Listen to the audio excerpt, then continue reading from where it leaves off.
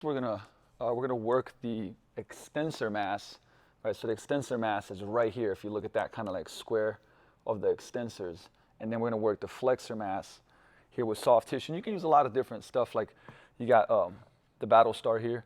So let's say we're gonna work on the extensor mass. I'd go down here, and you could just roll and move the hand. And like I said, the more I press down on it, obviously, the more tension it creates. It's a little bit more, like I said, you got to find some angles. Oof, I'm on it. Right, you find some gritty spots. You can move your arm.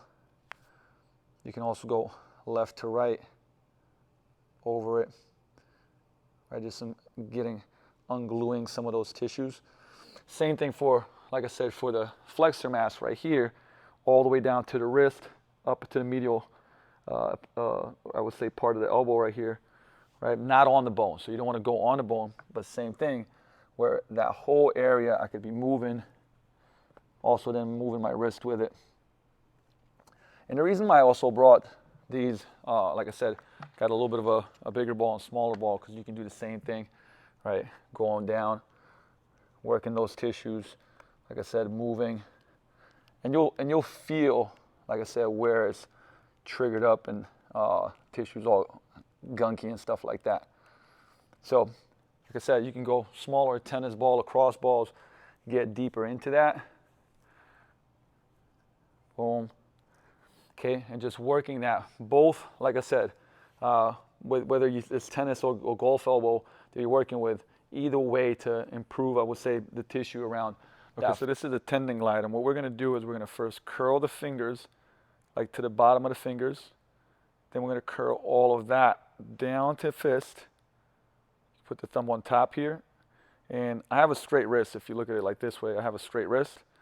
From there, I'm going to extend my fingers out, which is challenging, and then try to bend them down fully all the way, and then come back up, right? And extend it all the way. And you can go reverse on that too. So curl the fingers, come down further into a fist, thumb on top, extend the fingers, which will be challenging, trying to keep that, like I said, hand straight, finger straight. Bring the fingers all the way down, challenging, open it back up. Boom, boom. A lot harder than it looks. And that's the tendon glides. Do wrist radial ulnar deviation, so going left to right. So I'm going to actually lock my kind of elbow down here so that it's not swinging left to right. Using the surface, the smoother that it is, the better, but this one will definitely work. And then I'm going to just move, like I said, I'm trying not to move the elbow. I'm just gliding across, trying to keep all my fingers down, moving from here, from this joint, as far, like I said, as you can, without, if you have any pain, obviously stop before the pain. But you can notice how everything's going to want to move, and this is why I really want to lock this down and just move from that joint. And like I said, very quickly, you'll actually start feeling fatigue in some of those forearm muscles that are not used to working. Keep the fingers in contact. So with this, and that's why the smoother that it is, the easier it is, because we don't want that, I would say, hand to come off the ground. So this is our radial ulnar deviation glides. So this is a thumb to finger tap exercise. So I'm going to go with my thumb. So I'm going to open up my palm and then go tap every one of the fingers. Now when I start with the pinky, you can see how the other finger wants to kind of join for the ride. I got to pull it back. I'm going to open back up, and then I'm going to go to the second finger, open back up, open back up, and I can go back here.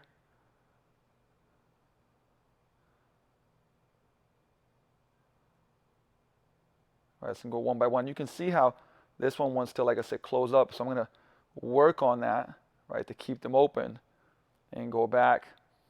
And you'd be surprised, like I said, how some of those muscles haven't worked like that in a long time. So this is just a thumb finger tap exercise. So we're going to go elbow pronation, supination with the elbows bent, also close to the side. So supinate meaning thumbs, palms up, thumbs trying to turn around as much as possible, and then I'm going to turn, try to get the thumbs turned down. Notice I'm trying to keep the elbows attached to my body. It's very easy for them to want to start flying out. So I'm going to be here and turn them around, trying to get those thumbs open up as much as possible. I feel a lot of tension there. Like I said, keep the elbows close to the body. And no need to rush this either, right? So no need to do this. So I want to take control, get to those end ranges, opening it up.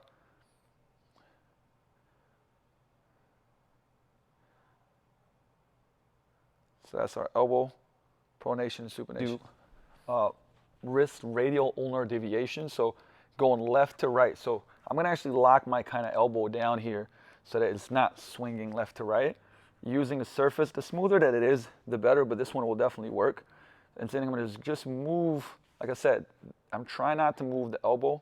I'm just gliding across, trying to keep all my fingers down, moving from here, from this joint, as far, like I said, as you can, without, if you have any pain, obviously stop before the pain. But you can notice how everything's going to want to move, and this is why I really want to lock this down and just move from that joint.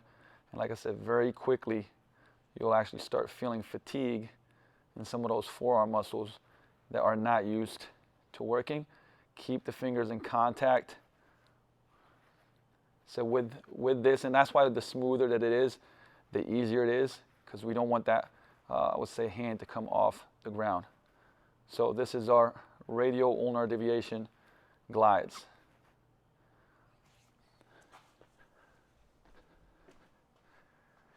So this right here is an internal rotation walkout, let's say isometric hold. And so what I'm going to do is I'm going to grab this band and attach this to a rig. Keep this nice angle. Like I said, usually I'd keep like a towel or a pad in here in between the elbow to just have a little bit better position. And I'm going to walk myself out until I reach that desired kind of resistance. I want to have good posture, so I don't want the shoulder to collapse, right? And I'm going to keep driving and resisting that, keeping a good posture and holding that for the prescribed amount of time. An external rotation band walk where I'm attaching to the rig, getting my, I would say, my shoulder in an external rotation position, finding that line of tension, getting everything in a good position so I'm squared up. And I'm just going to walk out to where there's enough resistance so that elbow is close to the rib cage. This is plenty. Actually, I might move back a little bit. Good posture, and I'm just going to hold for the prescribed amount of time. Isometric elbow band pull apart. And what I'm going to do is one's going to be over, one's going to be under on the grip. And the closer I go, the more resistance there's going to be here. The wider I go, the less there's going to be. And I'm going to start by extending the tricep like I'm doing a tricep snap down. And at the same time, I'm going to go pull up and away and be in a position, I'd say, of a curl, but pulling away, knuckles up to the ceiling. So this is punching down, extending that tricep. And here I'm going to pull away, keeping that, I would say, curl position. And rib cage is going to be down. I want my shoulder blades to be in a good position. That's key. And then I'm just going to hold that isometrically for the prescribed amount of time. Like I said, if I want to make it a little more challenging, I go closer. If I want to make it a little easier, I go a little bit wider. So this is the wrist towel slide. And we're just using the towel so we have some better friction. And I'm going to completely, I would say, extend my elbow. So this is key. I'm going to extend my elbow. I'm going to square up to the wall, arms locked out. And from there, I'm going to put some pressure into the wall and slide up and go as far as I can. I can even be a little closer here, right, to get my wrist into neutral. I got my fingers spread out. And then as I come down, notice I got my elbow locked out. I'm going to go as far down as I can, right, and kind of create this extension tolerance. And you can see we're getting as much extension as possible. I'm feeling a big stretch here, trying to keep my elbow locked out, right? If you have any type of pain, stop right before the pain, and then we're going right back up, pressing into the wall, and back down. Keep the elbow locked out, create some tension. Now I get a little bit more range, and back up. The elbow is going to want to bend. Really try to keep it from bending. Keep pushing into the wall. Feel a massive stretch there. Like I said, flex that tricep. and back up. Okay, so that's the towel slide, creating some tension into the wall. Hand gripping, both palms up and palms down. So I'm just gonna take a towel and I'm gonna relax. So imagine I'm sitting on a chair here. So this is hanging off, I'm supported.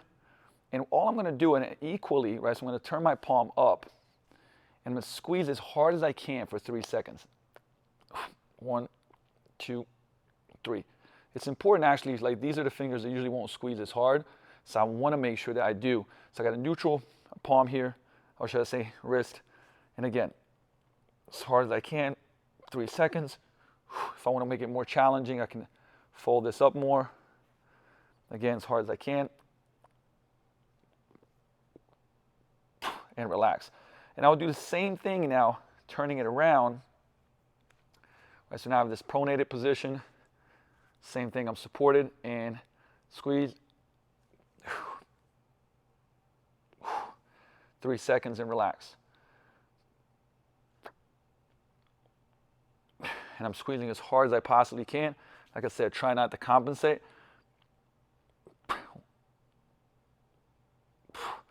So that's our palm up and palm down towel squeeze. So this is a thumb circle, and I'm gonna start, so the key is I'm gonna try to move from this joint and try to compensate this a little bit from everything else. So I'm gonna keep this thumb, so you can do this with a, I would say locked out thumb, or you can do it with a bent thumb. I'll show you guys both. So locked out thumb, I'm gonna start here, and I'm gonna come in, try to draw as big of a circle as I can through that joint and come back around. And sometimes I'll even lock my wrist in because it's gonna wanna move, and all I wanna do is get that motion from the thumb. So circle, keep it locked out, see how the wrist is gonna wanna move. I'm doing as big of a circle as possible. Because everything wants to move, but I wanna basically make sure it's just the thumb moving. So you guys are actually seeing my mistakes here too. Or I can go bent position, right? Bent position, all the way around. And like I said, this is a lot harder than it seems. Right? That's why my hand's moving. I'm trying to keep it locked out and show it to you guys, right? But once again, with a locked out thumb, draw as big of a circle back. And you can see how I'm trying to move from this joint right here. Elbow cars, right? So controlled articular rotations. You guys know I'm a big fan of FRC.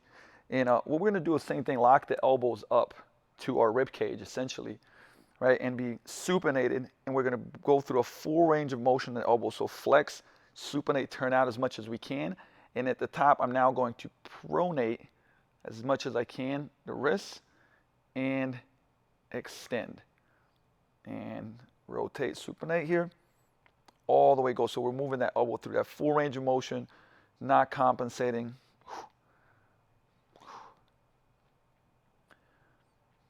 Really trying to get that range all the way. Like I said, we want to work it to where you feel it. Don't rush this.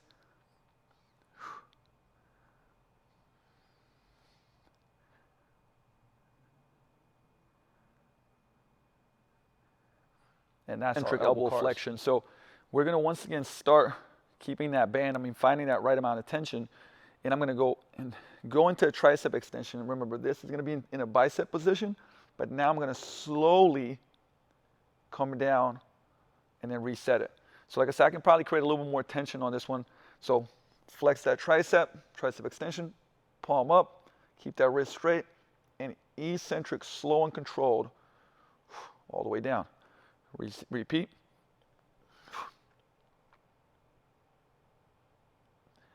So making sure that wrist is straight, and the key is making sure that it's nice and slow and controlled, keeping that elbow close to the rib cage. Finger circles, so we're gonna lock in again at that bent elbow position, elbows close to the rib cage. And what I'm gonna do, keep those fingers nice and straight, and I'm gonna first turn them in, both turned in, try to compensate minimally, then we're gonna point them down, turn them out as much as we can, draw this big circle, and you can see how I kind of want to compensate. Then we're going to go up as much as we can, and in again, and then down. And like I said, it's good to watch, like I said, your hands here, to see where you have these restrictions and slow it down if you have to. And you can also like start, I would say, with smaller circles if you need to. Like you can see that I am a work in progress. And that right hand, which is the phone typing hand, computer typing hand, is definitely more challenging. Okay, so once again, just pay attention to what's going on, slow it down if you have to. I'm just going to show you on one side here, right? If I'm going to go to the side, down, or like pointing down as much as you can, coming up and just drawing that big circle, really trying to keep those fingers as locked out as possible. So these are towel circles. So ulnar, I would say, and radial deviation from extension. So I'm already in this position where I'm already feeling a nice stretch, keeping the elbow locked out, putting some pressure into the wall. Notice like I'm gonna kind of give myself a little bit of gliding here. So I'm trying to push all my fingers equally in and going from one to the other. Right, you can see how my elbow's moving some. And we're trying to keep it locked in here. This is very challenging for me on the right side, especially as I had a little bit of a hyperextension of my elbow. And sometimes I'll even spread my fingers. Actually, I'll show you guys here. I'll spread my fingers so that they're equally kind of spread apart here. And I can create that pressure in and again.